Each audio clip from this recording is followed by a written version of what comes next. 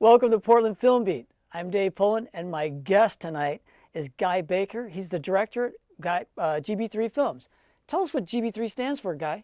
GB3 Films stands for Guy Baker 3, and the 3 is really a promise to myself to do 3 heart projects every year. And I mean, they could be commercial projects, they can be, whatever, as long as I really feel it in my heart. And I think that, a lot of times in because filmmaking is hard. It's real hard. It's hard to make a living at it, and I think a lot of times what happens is you can kind of get stuck chasing a paycheck, and you kind of lose sight of why you got into this, and you kind of lose sight of what your voice is. So that's kind of a promise to myself, anyways. Well, that's good. That's a good promise to have. Have you made it most of the time, or have you gone beyond it? Most of the time, yeah, most of the time. Have you gone beyond it? It's harder than it sounds, actually. Yeah, I'm sure. 3 projects a year is harder than it sounds. Right. Where did you train? Let's see, I graduated from the Art Institute of Seattle in 1997, and I actually graduated with a degree in audio production. So before I became a director, I had a former career as a sound designer and a commercial music composer for a long time in the Portland area. Yeah. So you're a musician? I am. What instruments do you play? None of them very well, but I can plug my ideas into a computer and then kind of take it from there. But I play guitar and keyboards and whatnot. Excellent. Huh? Yeah. So what first got you interested in film? What made this transition from the audio designer to actually being an audio designer? I'll ask you about that later. Sure. That's a great skill to have when you're a filmmaker. Definitely. What got you into making the transition from audio designer into filmmaker? I think it was, with any artist, what it really takes is something that really inspires you. So, and really what that was for me was my children. And it was, turning a camera on my children and kind of being, inspired by that and just sort of taking it from there, really. We're going to talk about that later, too, because you like your kids involved in your projects. I do, think it's great. Yeah. So when did you start GB3 Films? GB3 Films was started about two and a half years ago, right? With a business partner of mine, and really what GB3 Films is a platform for me to really grow as a director and writer and a storyteller, really. But GB3 Films is a licensed and bonded production company. We have camera packages and editing suites and insurance. You make commercials too, right? Yep. They go out to your website, they can see those. That's true, yeah. We just finished a spot a month ago for a creative agency in town called Sadie Medley Creative, and we shot a 30-second TV spot for a group in Northwest called Twilliger Plaza, and it was just a wonderful experience. So right, I watched them. They're great. So if you need a commercial made, or get a hold of Guy Baker through his website or his email, he'd be glad to help you out with that. I guarantee it. So we already talked about. Let's talk about Teal's legacy. Sure. It's a positive, spiritual, and environmental film, right? I read that about it. It's true. It's a positive, spiritual, environmental film. That is true. Why is it an environmental film? It has a lot to do with the message of the film. One of the main goals of making the film was to really get behind a message to younger audiences, and that message is pretty simple, which is to kind of put down the iPads and the iPods for a bit and go out into your backyard and explore the wild places that are around you. All right. Well, we'll get into the premise. Yeah. But did this get some awards or selected for something? Go ahead, tell us about that. Yeah, it was in the Portland Film Festival this year, the 2014 right. Portland Film Festival was selected for that, and that was a was a wonderful experience. It's Teal's legacy, to be completely honest, hasn't had a whole lot of festival attention and love because it's a little longer, and it's a kind of a gentle children's film. Right. But, well, we're going to watch the trailer, but how long is the actual film? It's about 19 and a half minutes. That's a nice size film. It's a nice size film, but it's not really programmable, is what I've been hearing, because it's a little long, right? Okay. But the folks at the Portland Film Festival, particularly a gentleman named Don Andrews, reached out and asked to take a look at the cut before it was finished, and really fell in love with the project and asked me to screen it there, and it was just a great experience. So how is winning the official selection at the Portland Film Festival, has that been a positive? How has it helped you? Has it helped you in your commercial business or anything else? Definitely. Getting the film into the festival definitely created some, a situation where there was much more exposure and people, taking a look at the trailer online, generating looks at the website, which is really great. But, the best thing about that was just being a part of the community that was that film festival, and going to the parties and going to the screenings. You made a lot of connections. And meeting people and getting to see a lot of other great work, too. Right. we didn't actually talk about the premise. We talked about the environment part of it. Sure. What is the premise of Teal's Legacy? So Teal's Legacy is a story about a young girl who is sort of thrust in the middle of a family conflict. And it's a conflict between her father and her grandmother. And they're struggling over how the future of their family business. Now, their family business is they are a winery in Oregon. They're a vineyard.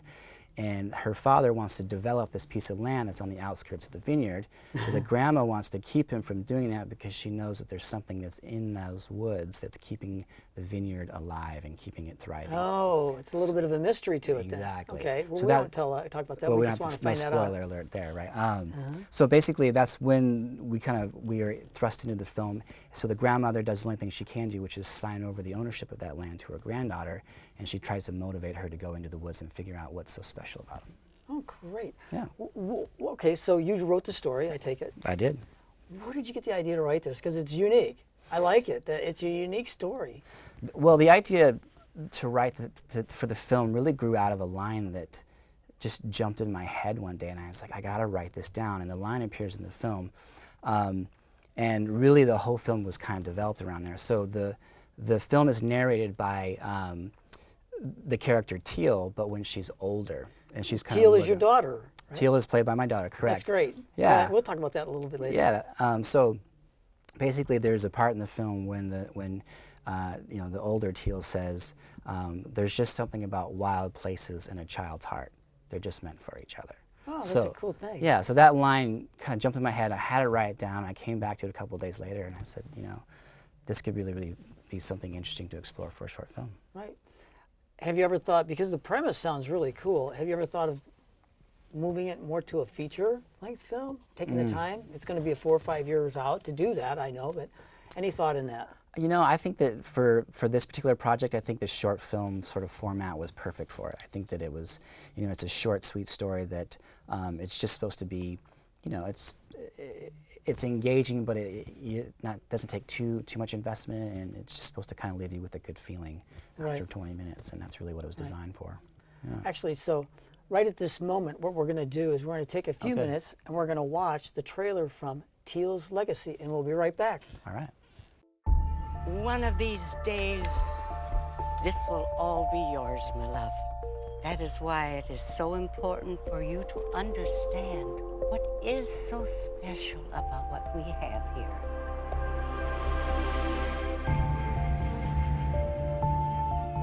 You can't just sign over 11 acres to an 8-year-old girl just because she likes to play there. He can't and never will be able to see why the woods are so important. This is the real world, okay? That is why it is up to you. Without the woods, we wouldn't have this. You understand. You know what lives there.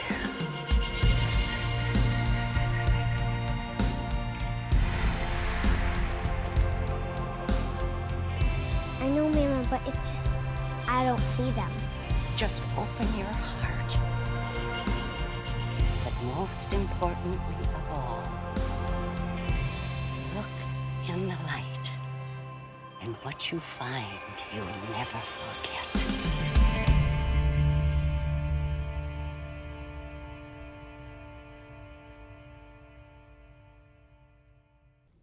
That was really good. The cinematography is phenomenal in that. Was that filmed here in Oregon in a vineyard then? Oh yeah, it was locally filmed, or Clackamas? it was filmed on a vineyard in Newburgh, Oregon, and it's called Anamacara, which Okay. are some really good friends of ours that own a vineyard out there. Is that Yamhill County? That I think it is. I don't know. I'm not sure. It I'm could not be sure. Washington still. I'm not sure. But yeah, it's a wonderful vineyard. They make fantastic wines, and they completely embraced the project and let us shoot in their vineyard, and we shot some of it in their house. And Right. So how many days were you there on location? out of the vineyard, we're there for about 3 days, I think. Wow. Yeah, it just takes a long time. It does. Filmmaking takes time. Yes, it certainly does. It takes a lot. Yeah. What was I going to say next? Getting back to the cinematography and the beauty of the pictures that are just awesome. What kind of camera did you use? That was shot by a very good friend of mine and mentor. His name is Gary Knowlton. and he's a very accomplished cinematographer. But we shot it on his Arri Alexa, was the 8 camera, and then we also used a Red Epic camera. So there's a guy in Portland that has an Arri Alexa? There is, yeah. There's And you have a Red Epic? I own a camera called the Red Scarlet, which is kind of Okay. the baby Epic. But That's okay. Yeah, it's There's a great still camera. there's the reason why I think it's great. Yeah, so thank the you. sound is awesome in it as well. Oh, thanks. Did you have a sound person there? Yeah, I had a lot of help with that from the company I used to work for. When I was a sound designer, I worked for a company called Digital One in town, which is I know where it is. You know where that is, okay. Yeah, I've met the owners actually. Yeah, I was Eric going to have him on the show. I Stolberg can't remember his name. well, anyways, the owners of Right. that company, I'm still, have a great relationship with, and I reached out to them and said, I need some help with this project. And Digital One is always, They actually help independent filmmakers a lot. Yeah, they really do. They really will. do. They give a lot in order to do Yeah, that. I mean, they they are a certainly do. business into making a living for themselves, but they give a lot to independent filmmakers. Yeah, they really do. They embrace the independent community here and are very giving with their time and resources, and it's a great part of the Portland community. Right, it is.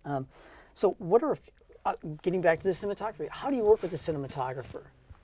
I mean, do you setting up the lighting and the camera and that? Do you let them take over and do a lot of it themselves, or do you actually get involved and say, okay, this is what I'm looking at for this shot? It's a combination. Yeah. Tail end that. Do you like to move the camera, or are you into having it just bolted down?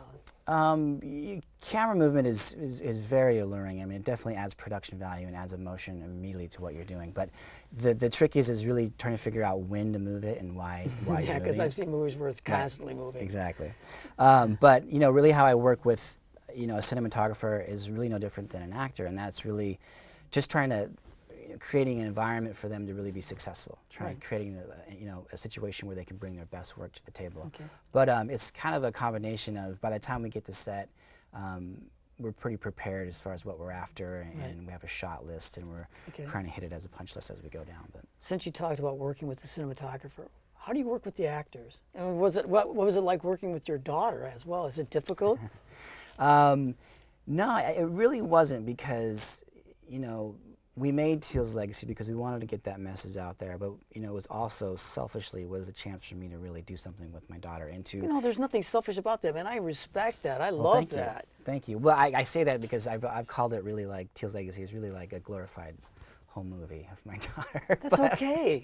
No, the reason why it's a great trailer. The film's got to be awesome. And Thank you. it got selected for the film festival. Yeah, we're really proud of it. But no, we talked about having casting for the part of Teal just for like a second, because we kind of knew the part was made for Pearl, who's my daughter, Pearl Baker. And not only that, I just knew that she could really do the work. And by that I mean she's the type of kid who, even at a young age, I think we shot the film when she was 9, and even then she's the type of kid who has a lot of pride in her work and has a lot of patience and really wants to do That's a what good it takes, job. yeah. It really takes a good job. And then it just, filmmaking is a lot of hurry up and waiting and A lot of, hurry up and then wait. right, and then wait around and then reset. And I just knew that she could sort of just hang with the pace, and she really did. She was fantastic and really enjoyed the experience, and we had a great time the whole time we were doing it. And Wow, that's an awesome experience. That I'm was- envious of you. I'd love to have Oh, that with thank my you. kids. I really am. Thank you. It's a great thing. What are a few things you learned making Teal's Legacy? Oh, I think that question should be, what are the few things I didn't learn making Teal's Legacy? Because I learned so much. I mean, that was one of the objectives of the film, was to really just dive in and bite off the challenge of making a narrative and making a really entertaining, enveloping story. So I learned everything from working with budgets and insurance to working with a Steadicam operator. Insurance, a lot of blocking. people forget about that. And the sound. Yeah. It's important. Right, and the sound is super important. I knew it was going to be a huge part of it, the final outcome. But you learn so much getting your hands dirty, and there's really no way. I mean, that's why in film school they make you, make a thesis, or they make you make a film, because there's only so much classroom time that you can do, and then eventually you have to go out there and start making mistakes, and that's really how you learn. Okay. Briefly describe what do you think the appeal will be for audiences, or have been for audiences that you've noticed when they watch Teal's Legacy? I think that the appeal for Teal's Legacy is that it's a very accessible, gentle story, and what I mean by that is there's no overt violence or sexual content or deep message. It's really a film that's targeted for younger eyes, and I really think that's why people enjoy it, because it's a nice, easy breezy 20 minutes and leaves you with a good feeling at the end. And it's thought-provoking and challenging, yes, but not in a sort of an edgy way where it kind of leaves you with sort of a bad feeling. It's just, it's a pretty accessible film. I really think that was the intention of it, and I really think that's what people are getting from it. So my next question was, how does Teal's legacy primarily distinguish or differentiate itself from other films? And you kind of answered that.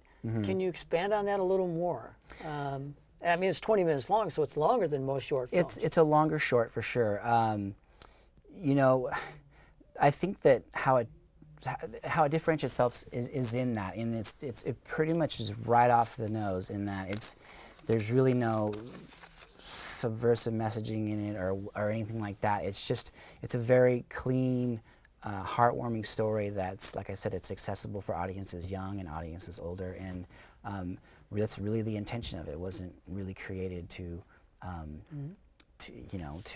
try to trick you or have some crazy plot line into it or something like that. It was made to kind of inspire young people to put down their iPhones and iPads and get out in their backyard and see if they can find something in the backyard that's interesting. Yeah. Have you made any other films besides Teal's Legacy? Teal's Legacy is my first real big But narrative you made a lot of project. commercials. Do you want to talk about that now? How many commercials have you made? Oh, a handful, not a ton. I've only been really, I haven't been doing full-time sound for only about 4 years now, and I did a couple before I left Digital One, left sort of the sound part of my career, but in the last 4 years or so, I've probably made 7 or 10, something like that, and not all of them are broadcast TV spots. A lot of them are web films and branding films and things like that, which I really enjoy. What do you think your strengths are as a filmmaker? Sound has got to be, which is huge. Yeah. That's a huge strength coming in there with that. Yeah, I definitely have a lot of post-production knowledge and continuing to gain more production knowledge. But really, what I found that works well for me and has brought success is that being a director, I've found is really all about setting people up for success and creating an environment. Good for you. Yeah, and creating if an you're environment. focusing on that at the beginning, that's great, because the film's going to be a success. If you're focusing on yourselves being a success, well, if you I think it'll come out in the film, actually. Yeah, if you can create, a project where people feel like they're vested in it and they can really bring their best selves and their best work into that project, then it's only going to turn out better. Right. Okay. Here's a hard question. What are your weaknesses as a filmmaker? The weaknesses, I think, are... I guess it wasn't that hard. No, the weaknesses come to really in sort of the nuts and bolts details, I think, of the vastness that is the on-set vernacular of communicating with crews and people, and I'm trying to get more clear and concise in that. For an example, it's like, move the camera over there. Like, that's not very clear or concise, but if you ask them, please move the camera 6 feet, camera right, then they know what to do and they don't have to freelance it or whatever. Right. So that's just a skill set you grow into and learn as you move along. So exactly. What other products and services do you offer then? GB3 Films is a full-range boutique production company here in Portland, and we offer creative services ranging from scripting to all the way to editing and sound design, music composition, final deliverables and all that. So it's kind of a one-stop shop sort of a place. We can help you out. You have a partner in this. I do. Who is the partner, if you don't mind? Her name is Melanie Khanna, and she is a friend of mine that I've had for a long time, and she's more of like a silent partner in it, really. Okay. Yeah. Well, she's not here, so she's actually right here, but she's silent. She's an invisible partner. She's the invisible partner in the company, yeah. Right. You mentioned that you do the sound and the editing and that. Did you do all the sound and editing for Teal's Legacy, or did you kind of get someone else to help you with that? I did the edit, and but I had help with sound. Sound designers Ryan Malk and Chip Sloan did some work and Foley on it, and then Eric Stolberg, the owner of Digital One, did the final mix for me. Wow, that's awesome that you got some really talented people involved in that. Definitely. It sounds great. Thank you. I mean, you can hear it. It sounds great. What is your? Well, sorry, I got some questions I repeated. No worries. Oh yeah, don't worry about that. Have you written any other screenplays? Are you working on writing any others? Yeah, I've got a number of them in the works. Are they going to be feature length, or is this you're going to go the distance and try and make them features, or are you going to go short? That's a great question. I haven't really figured out. I know you want to go feature. Yeah, I definitely want to get tough. to. It's hard. It's a big step. It's a big step. I mean, the experience of making the first short, Teal's Legacy, was like, oh my gosh, it just took so much time, energy, and money, and so trying to raise the money and the momentum to do a feature is seems pretty daunting. But I know I'll get there. I think maybe I want to have a couple other shorts in mind that I'll probably end up shooting over the summer of 2015, and just keep flexing those muscles and honing those skills, right. and then. What is your favorite screenplay?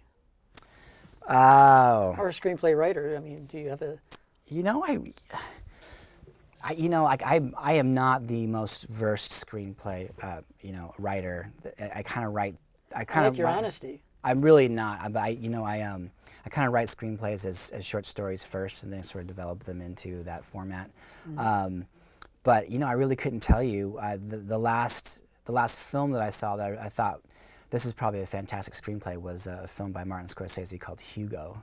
I love that film. Yeah, it's a wonderful film, and I thought that, I haven't read the screenplay, but I thought that this probably, on paper, looked pretty darn good. Probably, right. Yeah. Who's your favorite director? My favorite director actually is a gentleman I mentioned earlier, and he's really been, he's a good friend of mine, and he's been like a mentor to me, and he's a local guy. His name's Gary Knowlton, and he's a local cinematographer and DP that does a lot of national work as well, and he's just a great all-around guy. He's super knowledgeable. He's a absolute master with the camera, and he was very motivational and very supportive of me, sort of leaving sound and developing my instincts and interest in film. But really, why he's my favorite director is that he's the type of guy that, like I said, he's repped all over the country, and he spends his days, his weeks, flying to different places and shooting TV spots and stuff. And then, he flies back, and then on his Saturday, what does he do? He gets up and he drags his Alexa out and will help a student make a film on a Saturday. Isn't that awesome? That's super awesome. The reason why he does that is because he loves it, and it shines through. And that's really, why I've tried to, model my career after kind of guys like him. So if you could have a learning experience being assistant director to an A-list director, someone who's got some recognition, who would that be and why? An assistant director, actually, it's an interesting question, because an assistant director is a pretty specific job. It's a lot different, but you can learn a lot to become a director from it. Yes. They don't, yeah, go ahead. It's interesting, that's one of the jobs, on-set jobs, that I don't know if I would really, I've assisted directed on my own shoots and things like that, but it's one of those things that I don't really know if I would. How about this? Co-direct. Co-direct? With an A-list director. Oh. As an intern, so you can learn the master skills, so to say. God, there's a whole list of them. Sam Mendes, Martin Scorsese, all the, David Fincher. David Fincher, yeah. He's great, and I'd be all of them, super actually. nervous to do it, but it would be a great opportunity. I'm sure the first day would be nervous, and after that you would be right in the mix of it. So, what is your favorite film? My favorite film, oh my gosh. I saw that on your list of questions. And what's your favorite genre? We'll get back to that. Genre is definitely a better question for me, and that is, my favorite genre is definitely, it lies in the type of film that I made in Teal's Legacy, which is a young person protagonist and stories that really, inspire young audiences to kind of grow into themselves in a positive way. It's a question I forgot to ask. I wanted to. Could you tell us who the other actors were in Teal's Legacy? Yeah, definitely. That's really important. I like to hear the actors like to hear their names, and I want you to help promote them. The champion performance of the film is played by a woman named Patricia Zapp, and she actually is an actress from Montana, and she plays Teal's grandmother. She does a good job. She's a great job, yeah. She's a fantastic actress. She's a trained stage actress. And I saw her in a different film in the Portland Women's Film Festival, in a short film called Not to Be Taken, and reached out to that filmmaker and got her number and called her up, and then got her out to Portland to play the part. And really, that was, that kind of how the script was engineered, was to not put a whole lot of lines or weight on Pearl, because she had done some commercials and stuff like that, but this was going to be a whole different scenario. Oh yeah. And then really anchor the performance around someone who was much more much more experience and much more skill. Right. Okay. And it really worked out well because Patty did a great job. She did. Yeah. If you could work with any A-list actor or actress in your next film, who would they be? Oh, I'd love to cast Sam Elliott in something. He's awesome. I resemble him, so don't forget that. That's right. You do. You do have the Sam don't Elliott forget look. it. That's a shameless plug for myself there. Yeah. That's a great question. It's a hard one to answer because I really don't. Even when I'm writing things, I'm not like, I think that this person can play this. I really don't think of it in those terms. But there's so many talented. Kevin Spacey, I mean, he's fantastic. Oh yeah, that'd be awesome to work with a guy like that. What about a female? A female, an actress. That's another great question. A female actress. Oh, you're stumping me. You're we'll absolutely come back to stumping me. I'm All right, sorry. What do you consider the elements of a good film, and then again a great film? A good film is a film that I think that works on all levels, that really has all the pistons firing. The performances are good, the plot is believable and holds your attention, all the production elements that are really working well. A great film is one that, and I think you can relate to this as a filmmaker yourself, and that is that, when being a filmmaker, you're telling yourself, okay, well, it's hard to watch a film without really critiquing it or trying to learn something from it or figuring out I'm how always they learning. did it, Yeah. But it takes you out of the story. So, different instructors and stuff that I've had, they say, like, I'm going to show you these things, and now you're going to be watching for them in films, and you're going to hate it because it's going to take you out of the film.